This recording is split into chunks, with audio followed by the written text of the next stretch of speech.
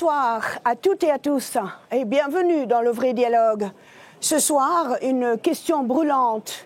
L'Afrique dit-elle adieu à l'Europe? Alors que l'Afrique s'affirme face aux grandes puissances mondiales, l'Europe peine à rester un partenaire crédible.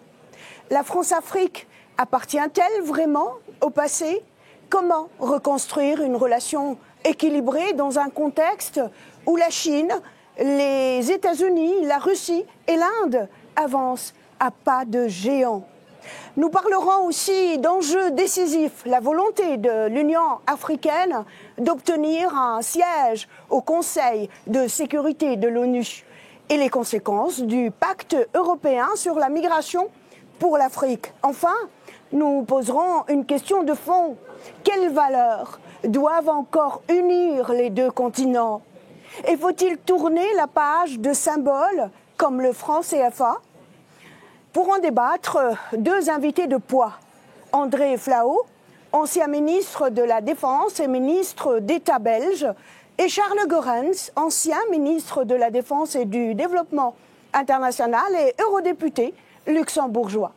Un dialogue sans détour sur les valeurs, les symboles et l'avenir des relations entre l'Afrique et l'Europe.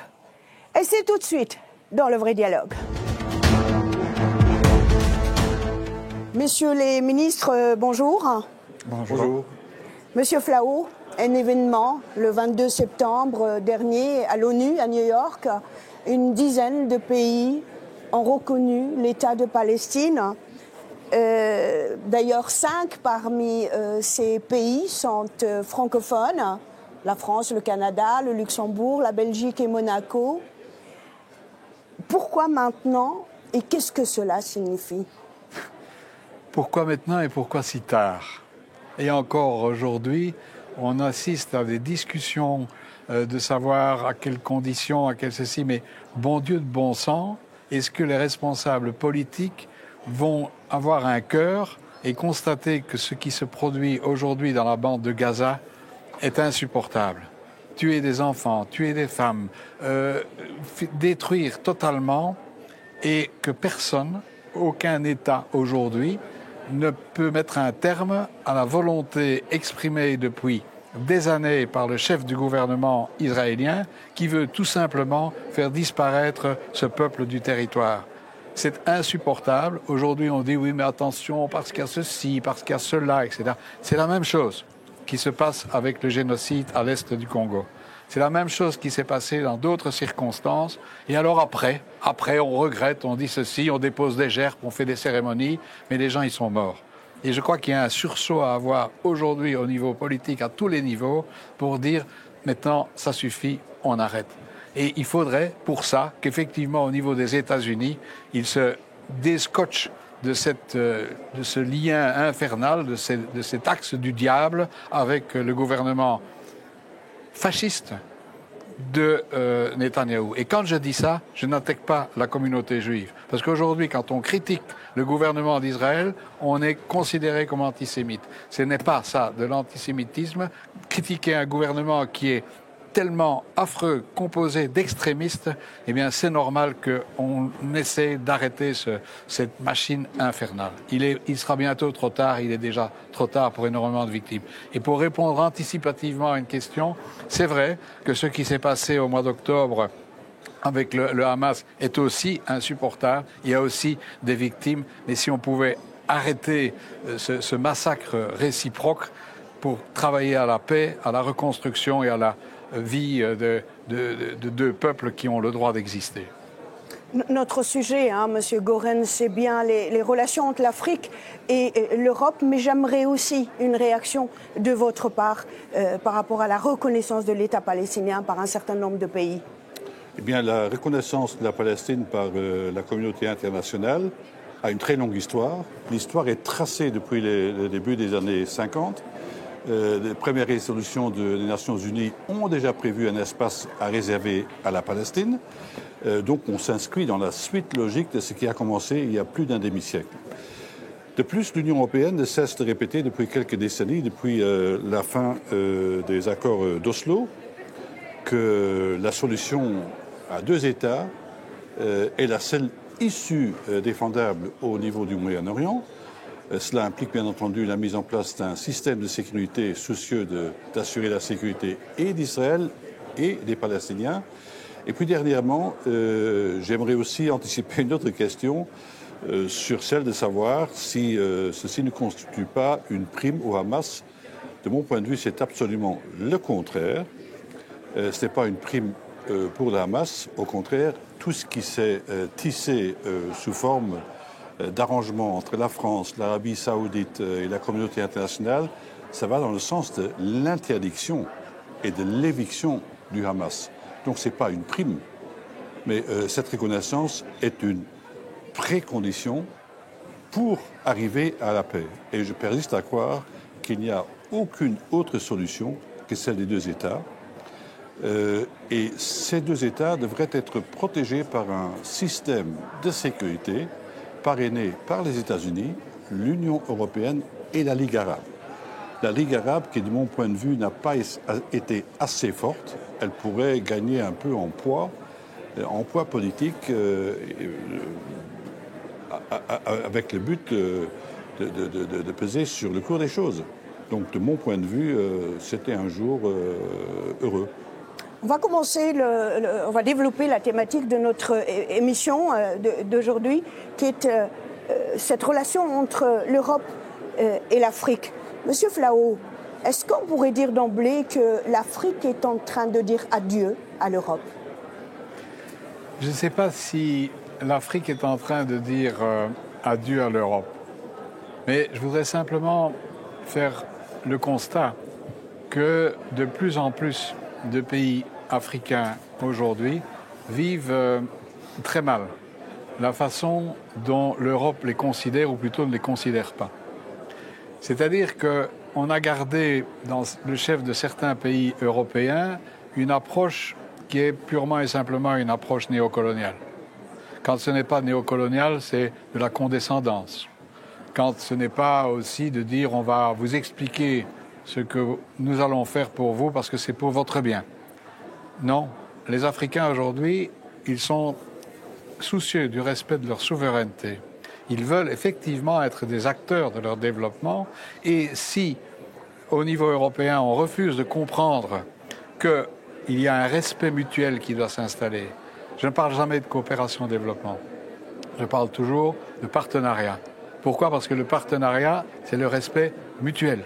On voit un partenaire, on demande s'il a des demandes spécifiques et on lui répond honnêtement et franchement si on peut répondre à ces demandes, si on peut l'accompagner dans la réalisation des projets en s'engageant aussi à ne pas rester sur place éternellement et en formant la population, en formant la jeunesse pour justement s'accaparer des réussites que l'on veut apporter pour satisfaire à la population. Mais quand on entend qu'un président d'un grand pays européen, M. Macron pour ne pas le citer, ose quitter un pays en disant, du Sahel, en disant « ils ne nous ont pas même dit merci », vous comprenez quel mépris pour les peuples africains et pour les gens qui sont là, qui sont pleins de projets. Et l'avenir de l'Europe, elle dépend aussi des pays du Sud. On ignore superbement le bassin de l'Amazone, on ignore superbement le bassin du Congo, qui sont nos poumons. La jeunesse de la population africaine, c'est garantir notre vieillissement à nous. On n'appréhende pas cela comme ça, alors que finalement, il y a une volonté de travailler, mais sans s'imposer, respecter l'autre. Et on peut comprendre donc qu'il y a des rejets qui s'installent, et il y a des pays plus acceptés que d'autres, et nous peut-être par notre petite taille, le Luxembourg ou la Belgique, on peut être partenaire parce qu'on est fiable, on est respectueux, et puis aussi on peut intervenir dans des trilatéralités. Vous avez des grands pays investisseurs qui sont présents là, il y a une certaine méfiance qui s'installe entre les Africains et l'investisseur potentiel, mais il y a une confiance avec le petit acteur européen ou belge ou luxembourgeois pour faire ensemble des choses et créer sur base d'un triangle des accords solides pour la population. Donc oui, je crois l'Europe, et une anecdote, on me faisait remarquer hier que dans le discours sur l'état de l'Union de la présidente du Conseil européen, il n'y avait pas eu à un seul moment le mot Afrique. Donc on ne parle pas, on parle exclusivement de l'Ukraine et c'est le drame avec l'Ukraine. On a été très sévère avec la Russie, avec les sanctions qui s'ajoutent aux sanctions, sauf dans certains domaines particuliers, les diamants ou autres. On est très préoccupé par ce qui se passe dans la bande de Gaza et encore il faut insister, on ne parle pas de ce qui se passe à l'est du Congo et on oublie d'autres épreuves, d'autres tueries, d'autres génocides sur le continent africain. Pourquoi? Je ne sais pas. À nous de faire en sorte que l'on parle de ces choses pour le respect de la population. Un beau plaidoyer pour l'Afrique de la part de M. Flao. Charles Goerens, est-ce que l'Afrique est en train de se tourner définitivement vers la Chine, l'Inde et la Russie? Et les États-Unis. J'aimerais vous répondre en disant de quelle Afrique parlons-nous et de quelle Europe parlons-nous, de quelle Chine et de quels autres partenaires. L'Europe est en mouvement. L'Europe de 2025 n'est plus l'Europe de 2020, ni celle de 2010. On est en train de laisser derrière nous cette idée fédéraliste qui était une très bonne idée et qui était susceptible de structurer un continent européen appelé à s'affirmer sur la scène mondiale. En Afrique, de quelle Afrique parlons-nous? De l'Afrique francophone, de l'Afrique anglophone, de l'Afrique dont une dizaine de pays ont décollé au plan économique, qui ont de très bons résultats, des pays à forte démographie ou d'autres pays où la démographie commence à décélérer. Donc l'Afrique est un continent très diversifié, très fragmenté et qui est en recherche d'unité. Donc ils sont au début de quelque chose, mais on ne sait pas ce que ce début va devenir. Il y a la charte de l'Union africaine, il y a une volonté de gérer la sécurité en commun, du moins en théorie. En pratique, il y a de bons débuts.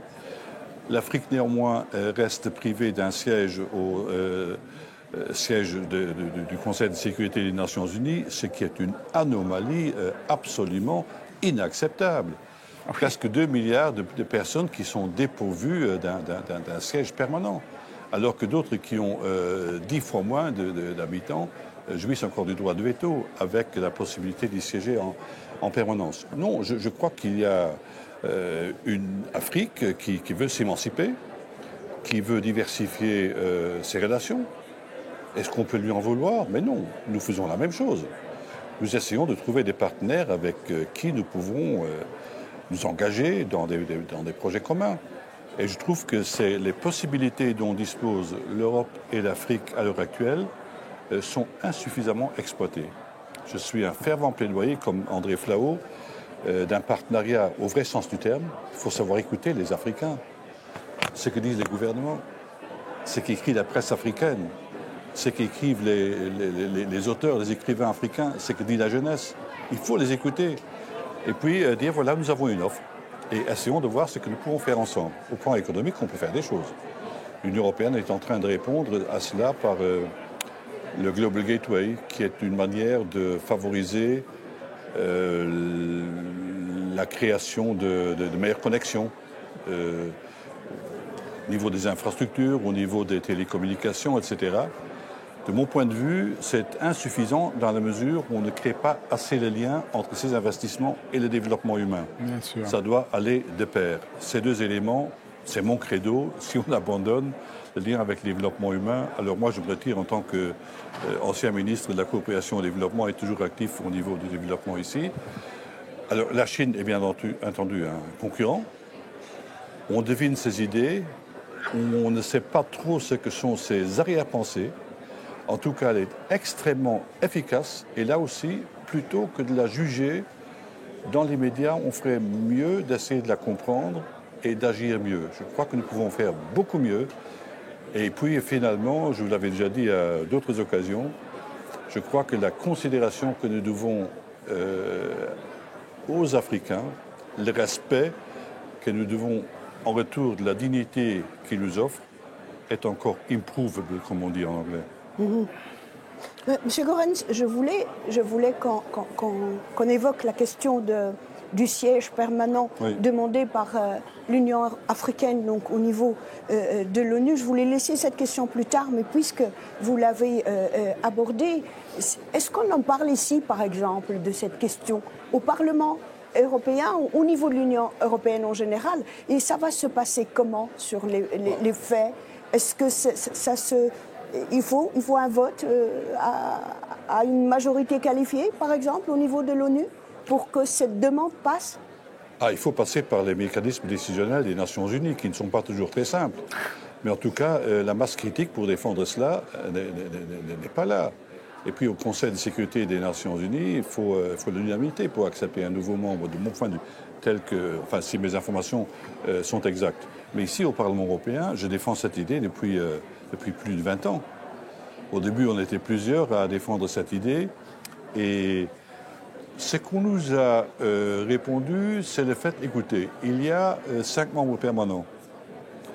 C'est le syndicat des détenteurs des droits acquis. Ils ne veulent pas qu'un autre vienne s'ajouter. Ça pourrait diminuer l'importance de leur statut. Mais où sommes-nous? En 1945, l'Afrique avait 400 millions d'habitants. Aujourd'hui, elle est à peu près à 1,5 milliard. Dans quelques années, elle sera 2 milliards. À la fin du siècle, on table sur une population de quelques 4 milliards.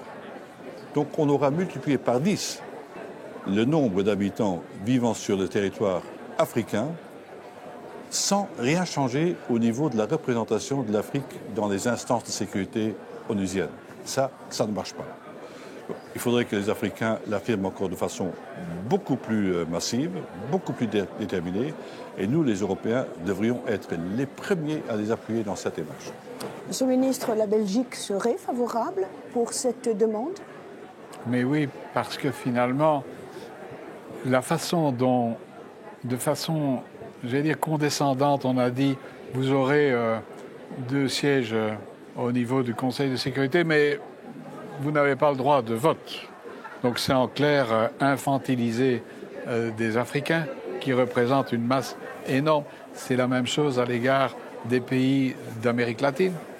En fait, on raisonne encore aujourd'hui dans des institutions multilatérales, comme après la Deuxième Guerre mondiale, sans tenir compte de ce que la majorité de la population du monde se trouve au sud, et quand elle s'organise au niveau des BRICS, là alors c'est un scandale.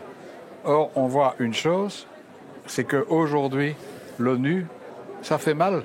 On connaît tous Guterres, on l'a fréquenté à certains moments, mais quelque part, c'est insultant, il se fait malmener, il dit des choses, on ne l'écoute pas, c'est cause toujours, tu m'intéresses. Et puis on a un pays qui peut mettre le droit de veto.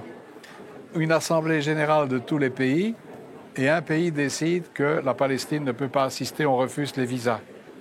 Dans quelle pièce joue-t-on? On joue sur un vieux scénario qui est totalement dépassé. Et finalement, l'institution de l'ONU, je suis multilatéraliste, mais il n'y a plus de multilatéral aujourd'hui. Tout se fait à coup de communication, à coup de déclaration, démenti le lendemain, etc. C'est l'instabilité la plus complète. Et cette instabilité, elle fait souffrir les gens. Il ne faut pas non plus considérer que lorsque des pays s'organisent, les pays du Sud s'organisent, ils ne commettent pas un crime contre l'humanité. Ils essaient simplement de s'organiser, de se faire respecter. De la même façon, on parle toujours des choses qui intéressent le Nord et très peu ce qui intéresse le Sud. Or, le Sud, c'est notre avenir, je le répète, et nous avons intérêt à refaire des liens de façon bilatérale. On a parlé de la Chine tout à l'heure. En fait, on nous enferme dans un monde binaire.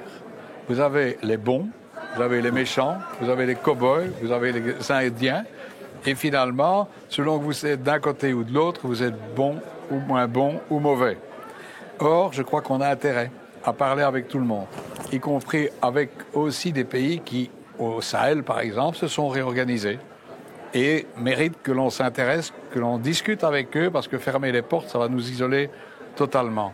Et quand je disais tout à l'heure la trilatéralité, ça peut effectivement valoir aussi pour des pays, si ceux qui veulent le faire, travailler avec des grandes puissances pour qu'ils le veulent, pour effectivement faire avancer des projets de façon concrète.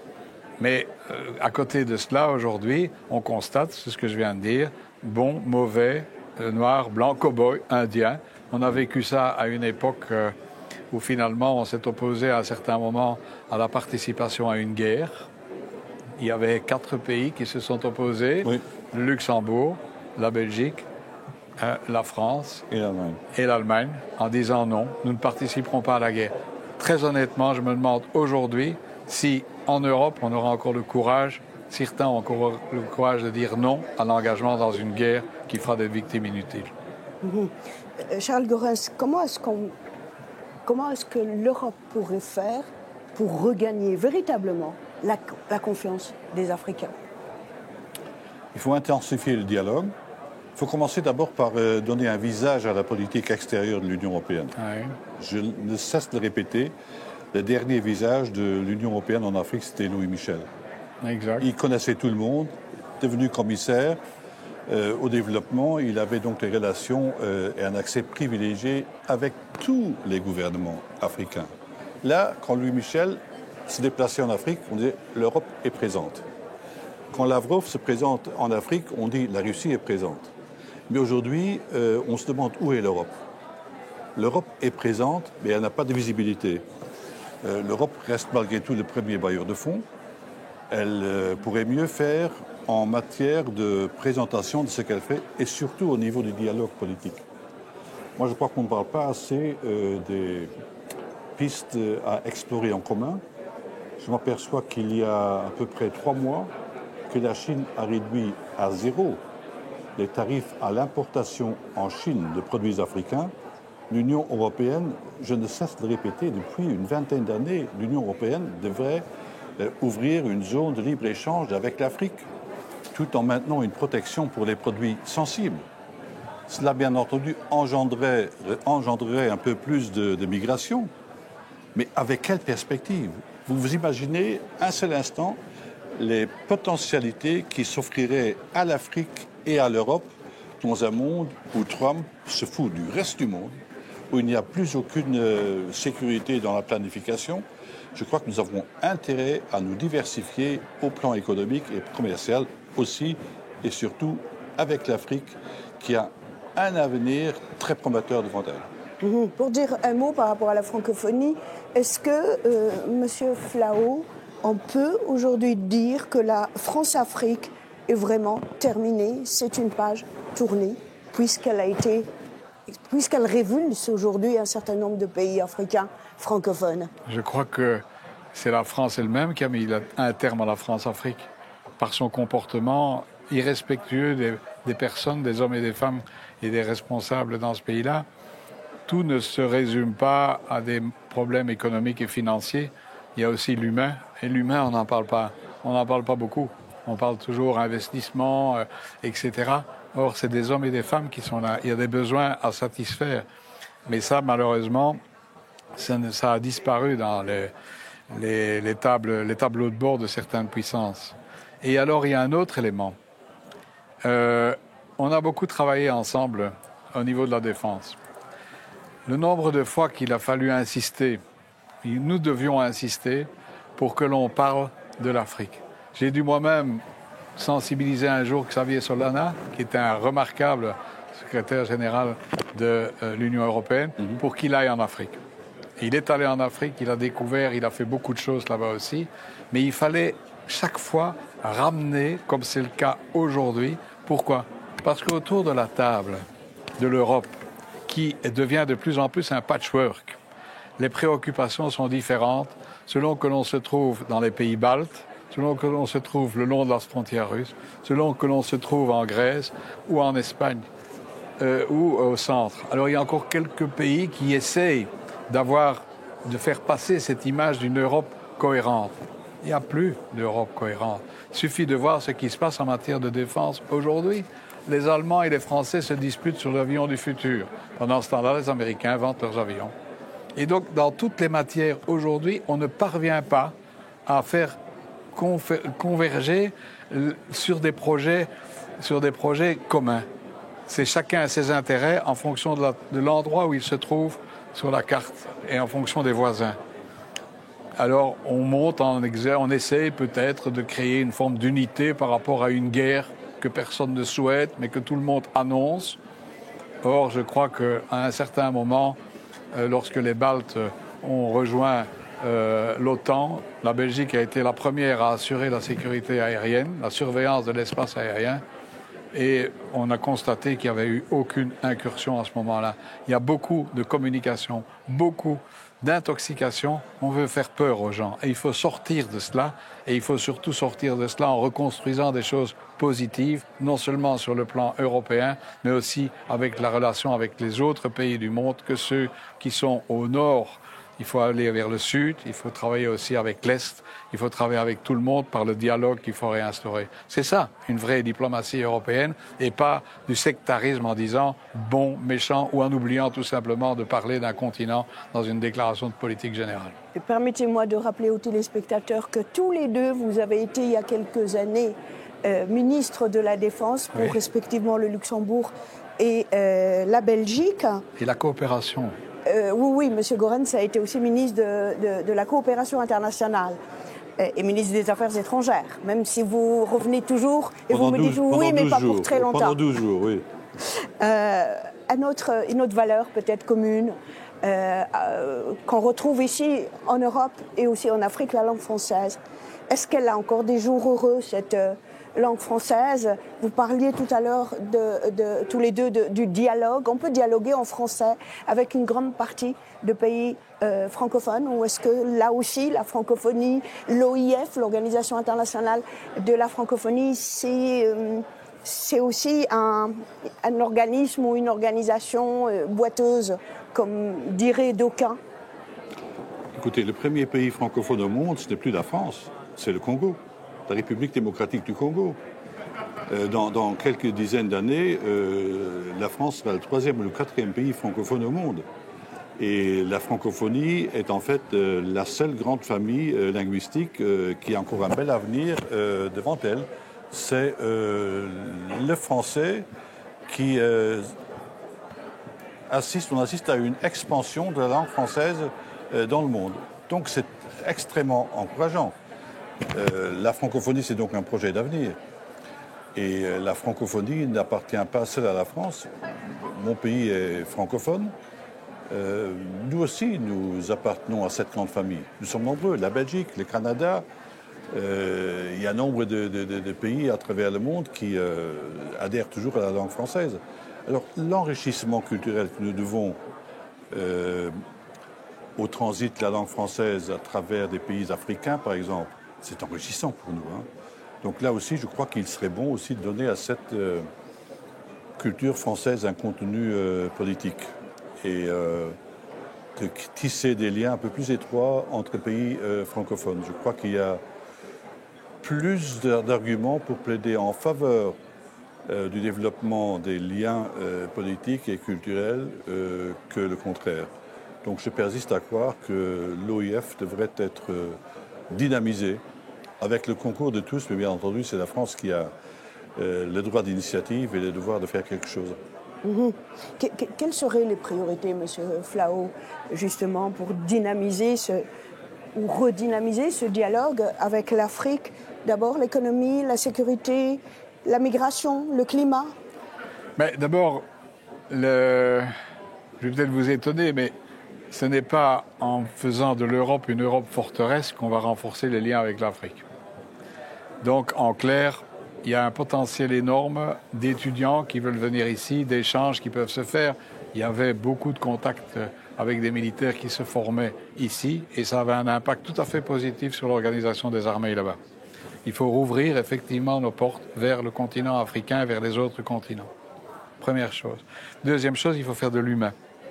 Parce que l'économie ou la finance, un des problèmes, c'est qu'aujourd'hui, les pays aujourd'hui qui s'émancipent vont sans doute ajouter un jour abandonner le franc CFA, qui est une forme de maîtrise de la France sur les pays des anciennes colonies. Il faut effectivement veiller à ce que le dollar ne devienne pas la monnaie universelle. Parce que qui domine la monnaie domine aussi le reste de l'économie. Donc il faut effectivement ouvrir et aider en quelque sorte les continents africains et permettre dans les autres pays du monde de s'émanciper et de s'organiser comme ils l'entendent. Et respecter cette entente et respecter ces organisations, les écouter. Et la francophonie fait partie de cela. Et il faut, ce que dit le ministre Goerens, c'est vrai, la France domine la francophonie, mais quelque part, elle a imposé aussi des modèles. Un jour, de désigner une secrétaire générale qui venait du Canada, soutenir une secrétaire générale qui, remarquable s'il en est, ancienne ministre des Affaires étrangères du gouvernement de M. Kagame, mais quelque part, c'est un affront au pays le plus important de la francophonie. Et donc, il faut sortir de ce scénario et faire en sorte que personne ne quitte le navire. Le Rwanda a quitté la francophonie. Il est parti de l'autre côté. Il joue sur les deux tableaux.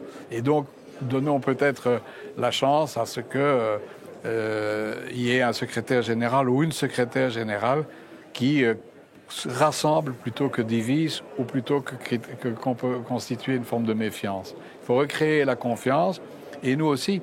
Mais je vais vous donner un exemple.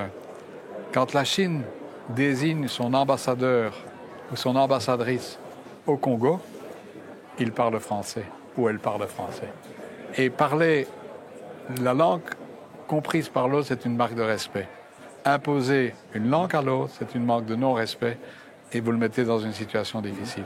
Donc je crois que ça peut apparaître comme des détails, mais ça renforce les liens et ça crée des liens. Vous êtes en train de me dire que nous, autres Belges, on a envoyé un ambassadeur néerlandophone au Congo? Non, c'est une francophone. Mais il y a eu des néerlandophones aussi, mais le respect de l'autre... Il est peut-être bilingue. Oui, ça, effectivement. Donc voilà. Je ne connais pas l'ambassadeur de Belgique au Congo. C'est une dame qui fait remarquablement son travail. Elle est francophone aujourd'hui, il y a eu d'autres néerlandophones, etc. Ils ont toujours eu le souci de respecter l'autre et de s'efforcer de lui parler dans la langue qu'il comprend. Monsieur Flao, Monsieur Goerens, est-ce que les nouvelles générations africaines de jeunes vont essayer de changer la donne?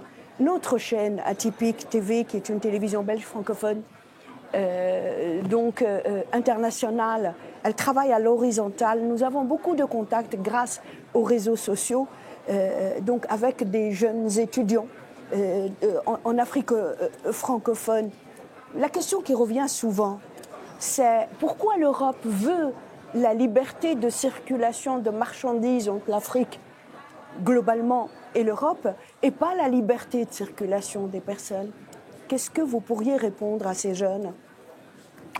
D'abord, on est un peu plus ouvert que d'autres. La Russie, la Chine, qui ont tendance à faire la leçon au reste du monde, n'acceptent pratiquement aucun réfugié africain, ni des migrants africains.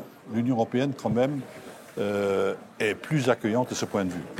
Nous sommes actuellement dans une situation où d'aucuns, et notamment parmi les familles de droite sur l'échiquier politique, adressent un refus total à toute immigration. Je trouve que c'est idiot. On ne peut pas faire venir tout le monde en Europe, mais on pourrait mieux faire que ce que l'on fait actuellement. Et je reviens à ce que André a dit il y a quelques instants. Offrir des bourses d'études aux étudiants africains.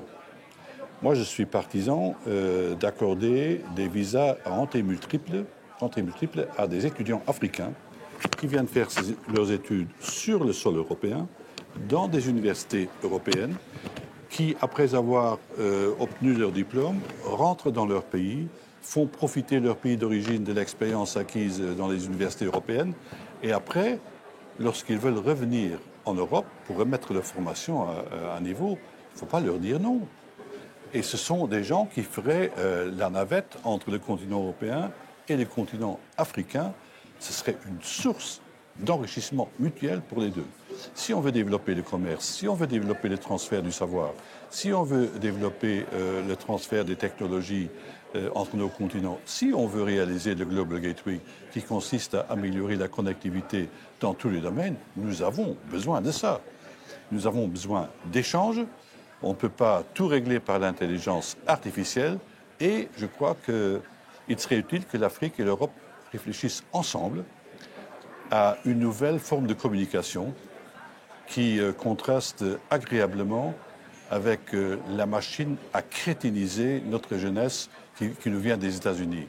Les tsunamis de propos indignes, de malversations, de mensonges qui sont autorisés au nom de la sacro-sainte liberté d'expression aux États-Unis, nous, en Europe, nous avons encore la possibilité de réguler la façon d'opérer sur les plateformes. N'abandonnons pas cet acquis et essayons de partager cet enseignement avec les Africains. Donc, entre tout et rien, il y a des possibilités d'améliorer la situation, notamment en encourageant les personnes qui sont absolument indispensables au développement de nos projets communs, en les laissant entrer dans l'Union européenne. Je trouve qu'on en peut faire assez. Et le prochain test de crédibilité pour l'Europe dans ce domaine sera le prochain cadre financier pluriannuel de l'Union européenne. Je vois ici dans cette maison une masse critique très proche de la majorité refuser toute libéralisation dans ce domaine. Il y a, si une partie du Parti populaire européen coalise avec l'extrême droite, alors on peut mettre une croix sur la plupart des acquis que nous avons obtenus depuis la fin de la Seconde Guerre mondiale jusqu'à aujourd'hui. Donc il serait temps d'appeler toutes les composantes de la plateforme von der Leyen à la raison et de dire on va continuer à négocier les compromis au centre de l'échiquier politique, mais pas entre une partie de cette coalition von der Leyen, en l'occurrence le PPE, et l'extrême droite. Ça, c'est le début de la fin de l'Europe telle que nous la défendons. Monsieur Flao, l'idée, pour dire encore un mot sur la langue française, l'idée galvaudée qui consiste à dire que les pays africains francophones se sont beaucoup moins développés que les pays anglophones. Elle est où la vérité par rapport à cette idée préconçue ? Je crois que Charles vient de parler, il y a des caricatures qui existent comme ça. En allant sur le terrain, on peut constater que les choses sont différentes. C'est vrai qu'il y a un problème en termes de communication et d'image. C'est-à-dire que l'Afrique communique mal. C'est-à-dire qu'elle prête le flanc à la critique systématique. Quand vous parlez de l'Afrique, ça ne va pas, c'est la corruption. Il y a des réalités, c'est vrai. Mais bon Dieu de bon sang, est-ce qu'on peut voir l'aspect positif des choses? Est-ce qu'on peut considérer que dans une relation, rien n'est jamais parfait et les objectifs ne sont jamais atteints à 100%? Voyons peut-être les verres à moitié pleins plutôt que les verres à moitié vides et œuvrons à améliorer les choses. Alors, vous parlez de la jeunesse aujourd'hui, c'est vrai que parce qu'il y a ces freins au niveau de l'Europe, les jeunes Africains, ils s'orientent vers d'autres pays, vont se former ailleurs, et on perd là une richesse intellectuelle, une expertise terrible. On est en train de se suicider en fermant nos frontières. C'est pourquoi tout au début, il nous reste 8 minutes avant la fin de l'émission. On a encore le temps. Et c'est le titre de cette émission. Est-ce que l'Afrique est en train de dire adieu et à tout point de vue à l'Europe? Et très concrètement, Monsieur Goerens, qu'est-ce que vous, au niveau parlementaire, au niveau de l'Union européenne, qu'est-ce que vous pouvez faire? Je rappelle qu'il y a quelques mois, vous étiez ici, sur ce plateau, à quelques jours avant le vote d'une résolution sur le fait de sanctionner ou pas Kagame qui allait faire la guerre au Congo, la RDC, et le vote est passé et il paraîtrait qu'aujourd'hui, et M. Flao va nous le dire tout à l'heure aussi, le Congo est important pour l'Europe, il est important pour la Belgique et pour le monde. Vous le disiez tout à l'heure, c'est le plus grand pays francophone au monde. Comment ça va là-bas, après ce vote, qui n'était pas de toute façon contraignant? Ça va très mal, pour être très franc. Il y a des forces d'occupation dans la partie orientale du Congo. le Rwanda s'arroge des droits d'exploitation minière de façon directe ou indirecte. Et il y a un accord, un memorandum of understanding entre l'Union européenne et le Rwanda sur la livraison notamment de minéraux rares. Je crois qu'il faut mettre de l'ordre là-dedans, il faut reprendre ça sur le métier et continuer à faire, à rapprocher ces accords avec le droit international. Il faut que ces accords s'inscrivent dans le respect du droit international. Donc il faut donner un signal très clair au Rwanda. Pour le reste, il y a de la place pour la diplomatie, pour essayer de mettre les antagonistes ensemble autour de la table. Et l'Union européenne a tout intérêt à coopérer davantage avec le Congo, notamment en vue d'améliorer la gouvernance. Le Congo a, nous savons, un sacré problème de gouvernance. Il faut l'aider. Parfois, on se demande si les prérogatives du président du Congo vont bien au-delà du périmètre de Kinshasa. Parce que le faible poids avec lequel il exerce son autorité dans la partie orientale du Congo me fait croire que ça me fait confirmer dans mon analyse. Donc, de ce point de vue, nous avons encore beaucoup de choses à faire. Il faut encore une fois des partenariats beaucoup plus solides. Et je reviens à une idée que j'ai exposée déjà plusieurs fois. C'est on ne peut pas du jour au lendemain avoir une gouvernance parfaite au niveau du Congo. Mais on pourrait peut-être procéder par étapes. Vous avez par exemple une municipalité où il y a des gens qui ont des projets économiques à relancer. On pourrait les aider. On pourrait donner aux autorités locales un peu plus de pouvoir en matière de perception d'impôts. On pourrait créer des îlots de stabilité et de gouvernance. Et finalement, en faisant ça dans toutes les parties du Congo, on pourrait à la fin asseoir une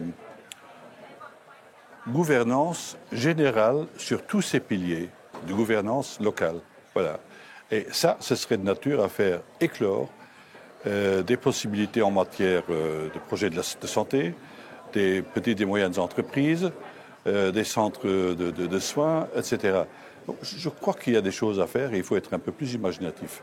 Mais croire qu'on peut tout régler de façon bilatérale sans passer par une solide phase de régionalisation, voire de localisation, ça n'ira pas. Monsieur le ministre, les Chinois, les Américains, les Russes sont déjà au Congo. Oui. La semaine dernière, vous me disiez rien qu'à Kinshasa, il y a quoi, 10, 12 millions d'habitants. Il n'y a pas très longtemps, à Kinshasa, vous étiez 22 sur millions. place.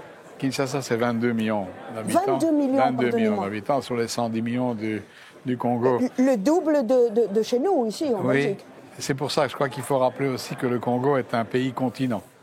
Entre Kinshasa et Goma, c'est comme entre Madrid et Saint-Pétersbourg, et entre Kisangani et Lubumbashi. C'est le deuxième plus grand pays après l'Algérie, je crois. Je crois qu'il faut rappeler en termes de superficie. Il faut peut-être rappeler aussi que c'est l'intervention des Occidentaux qui, à un certain moment, ont décidé de réorganiser le Congo.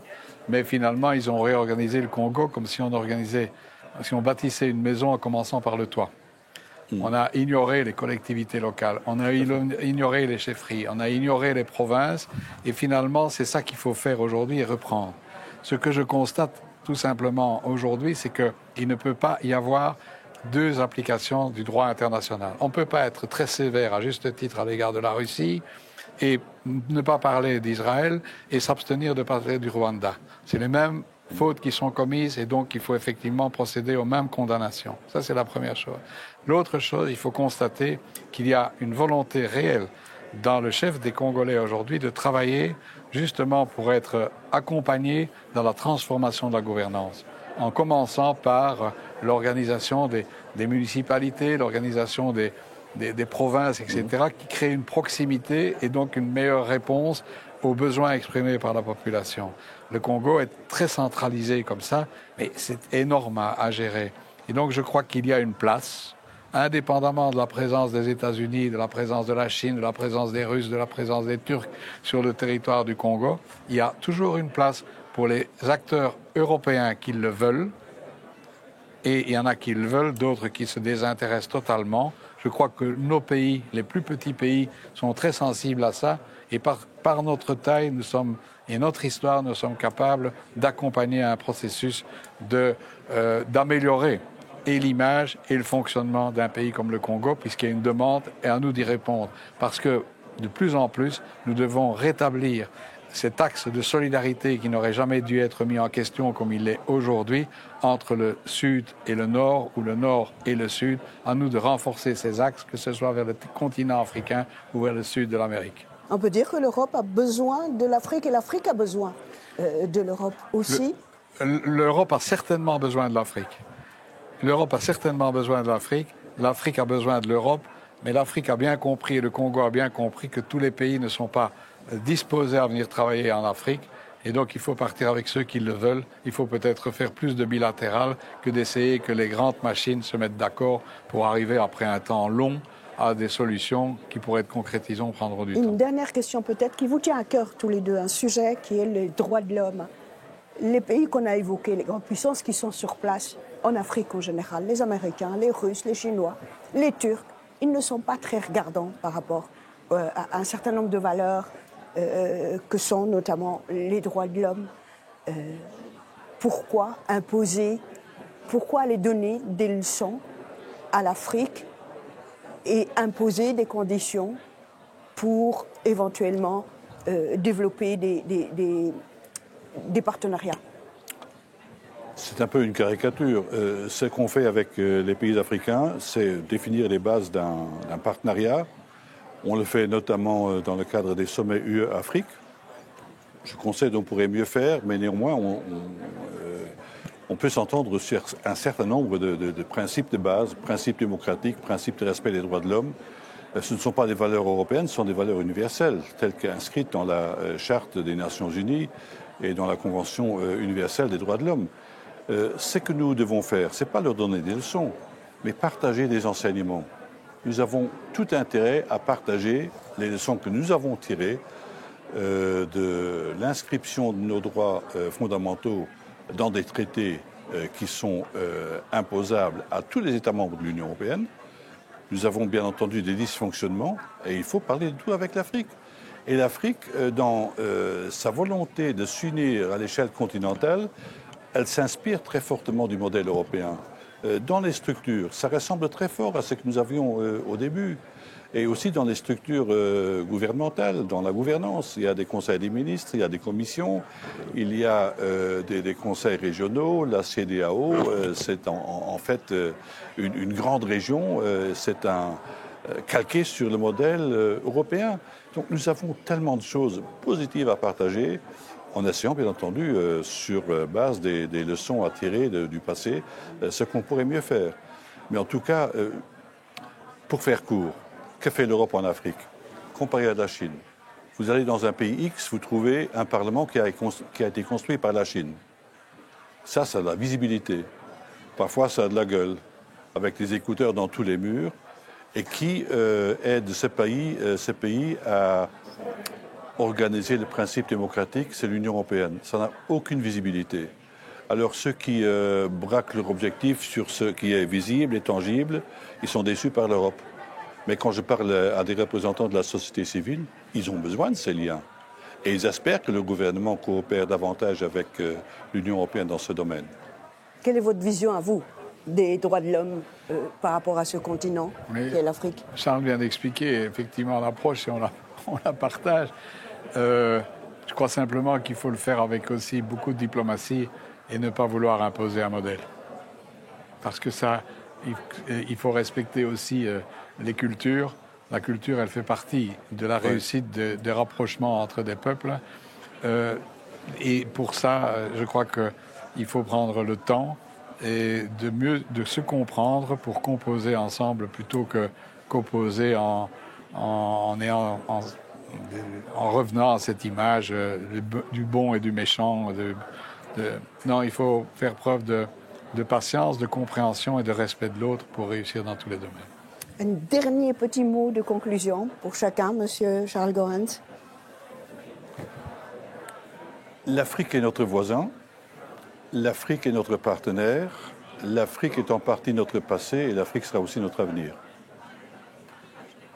Mais oui, c'est ce que je viens de dire, l'axe de solidarité, et j'insiste sur le terme solidarité, c'est-à-dire qu'on parle d'abord aux personnes.